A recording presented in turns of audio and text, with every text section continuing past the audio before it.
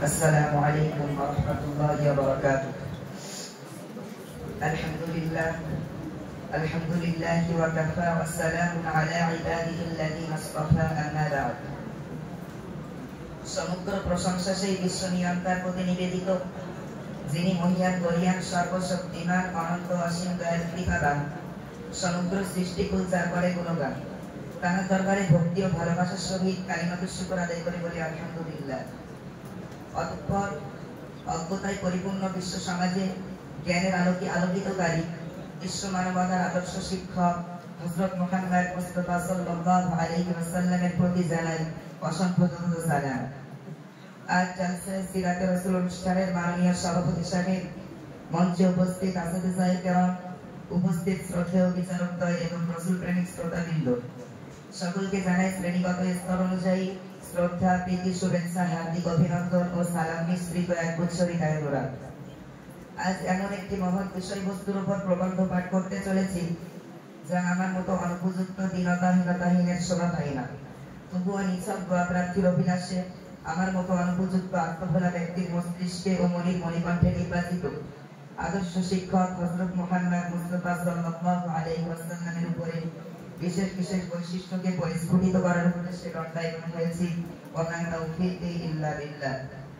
প্রবন্ধ: আদর্শ শিক্ষক হযরত মুহাম্মদ মুস্তাফা সাল্লাল্লাহু আলাইহি ওয়াসাল্লাম। ভূমিকা: সমাজে মানুষের মধ্যে অক্ষর জ্ঞান না থাকাকেই সাধারণ অর্থে নিরক্ষরতা বলা হয়। নিরক্ষরতার অর্থ অজ্ঞতা বা নির্দিষ্ট বিষয়ে জ্ঞানের অভাব। নিরক্ষর মানুষ চোখ থাকতে অন্ধ। নিরক্ষরতা মানুষের জীবনকে অন্ধকারাচ্ছন্ন করে তোলে, সঙ্গে অন্ধবিশ্বাস এবং কুসংস্কারের দিকে ধাবিত করে। বিশ্ববাসীর সামগ্রিক উন্নতি এবং অগ্রগতির লক্ষ্যে শান্তি ও কল্যাণের বাহক মুহাম্মদ সাল্লাল্লাহু আলাইহি ওয়াসাল্লামের আগমন। জীবনের অন্যান্য দিকের ন্যায় তিনি শিক্ষার ব্যাপক প্রসার ও প্রচার, সঙ্গে শিক্ষা কর্মসূচি গ্রহণ করেন। রাসূলুল্লাহ সাল্লাল্লাহু আলাইহি ওয়াসাল্লাম ছিলেন উম্মি বা নিরক্ষর, কিন্তু উম্মি আর মূর্খ এক কথা নয়। উম্মি হলো এমন ব্যক্তি যিনি প্রচলিত পদ্ধতিতে লেখাপড়া করেননি, বরং তিনি ছিলেন ঐশিকানে পরিপূর্ণ। অন্যান্য প্রজ্ঞায় ভাস্কর, অসাধারণ গুণাবলী, সদাচরণ, সাথীদের সাথে নম্র আচরণ সহ অসংখ্য গুণের অধিকারী। আদর্শ শিক্ষক হওয়ার জন্য যা যা প্রয়োজন রাসূলুল্লাহ সাল্লাল্লাহু আলাইহি ওয়াসাল্লামের মাঝে তার সবকিছুরই সন্নিবেশ ঘটেছিল পরিপূর্ণরূপে। রাসূল সাল্লাল্লাহু আলাইহি ওয়াসাল্লাম শিক্ষাদানের ক্ষেত্রে এমন কিছু পদ্ধতি ও কৌশল অবলম্বন করেছেন যে বর্তমান উন্নত বিশ্ব তা থেকে উপকৃত হচ্ছে। যথাক্রমে কয়েকটি বিষয় উল্লেখ করছি। নাম্বার 1, জ্ঞানের পরিপূর্ণতা।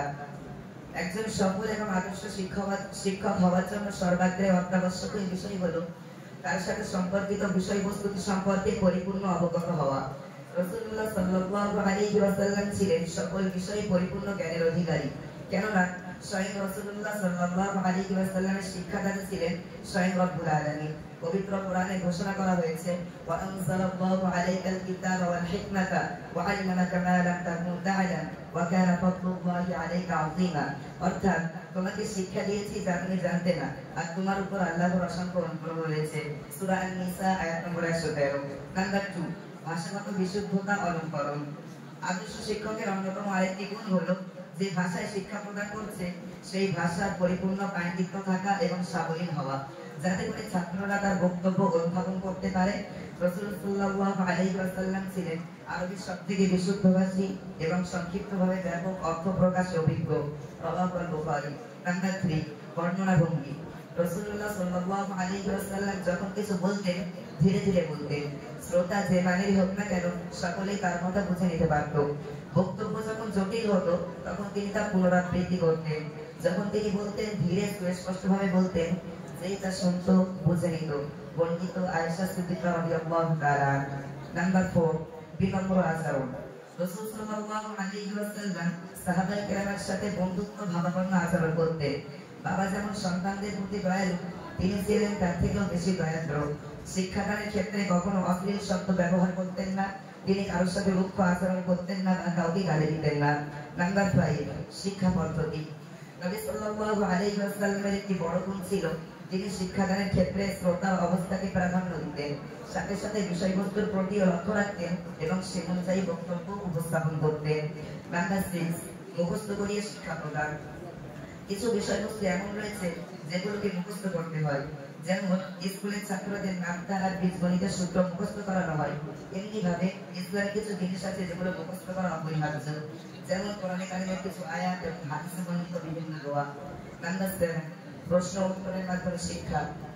শিক্ষক সকলের সম্মুখে ছাত্রকে দাঁড় করিয়ে প্রশ্ন করা এবং ছাত্রদের উত্তর দেয়া, অথবা দুইটি ছাত্রকে দাঁড় করিয়ে দিয়ে পরস্পরের প্রশ্ন উত্তর করানো শিক্ষার অন্যতম একটি পদ্ধতি। কেননা এই পদ্ধতিতে ছাত্রের আগ্রহ বৃদ্ধি পায় এবং পূর্ণ মনোযোগের সহিত তারা এই আলোচনাটাকে শোনে, ফলে ওই বিষয়টি তাদের অন্তরে গেঁথে যায়। নাম্বার 8, রেখাঙ্কনের মাধ্যমে শিক্ষা প্রদান। কিছু বিষয় রয়েছে যেগুলো ব্ল্যাকবোর্ডে লিখে অঙ্কন করে বোঝাতে হয়, যার মাধ্যমে বিষয়বস্তুটি সহজ এবং বোধগম্য হয়। ইসলামের কিছু গুণ রহস্য বোঝানোর ক্ষেত্রে এই পদ্ধতি অবলম্বন করেছেন বিশ্বনবী। নাম্বার 9, উপমা পেশ করে শিক্ষা প্রদান।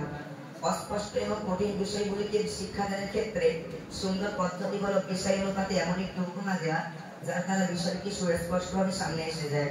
রাসূল সাল্লাল্লাহু আলাইহি ওয়াসাল্লাম ছিলেন রাসূল সাল্লাল্লাহু আলাইহি ওয়াসাল্লামের জীবনে এর অসংখ্য উদাহরণ পাওয়া যায়। নাম্বার 10, প্রশ্ন করে শিক্ষা দেওয়া। পড়ানোর আগে ছাত্রদের কোনো বিষয়ে বুদ্ধিদীপ্ত প্রশ্ন করা, ছাত্ররা ভেবে চিন্তে উত্তর দিলে যদি সঠিক হয় তাহলে বলে দেওয়া, আর যদি ভুল হয় তাহলে সঠিক উত্তর সম্পর্কে ধারণা দেওয়া। এর দ্বারা ছাত্রদের মেধা বৃদ্ধি পায় এবং কোনো বিষয়ে গবেষণা করার অভ্যাস সৃষ্টি হয়। পরিশেষে আমরা রাসূলুল্লাহ সাল্লাল্লাহু আলাইহি ওয়াসাল্লামের জীবনকে সামনে রাখবো এবং নিজেদেরকে সে পথে চালিত করে স্বীয় শিক্ষা প্রতিষ্ঠানের শিক্ষাদান, ছাত্র গঠন এবং চরিত্র গঠনের মান এত ঊর্ধ্বে নিয়ে যাব যেন দেশের প্রত্যন্ত অঞ্চল থেকে ছাত্ররা এর আকর্ষণে ছুটে আসে। আল্লাহ পাক রব্বুল আলামিন আমাদেরকে তৌফিক দান করেন। আমিন সুম্মা আমিন ওয়া আখিরু দাওয়ানা আলহামদুলিল্লাহি রাব্বিল আলামিন। আসসালামু আলাইকুম ওয়া রাহমাতুল্লাহি ওয়া বারাকাতুহু।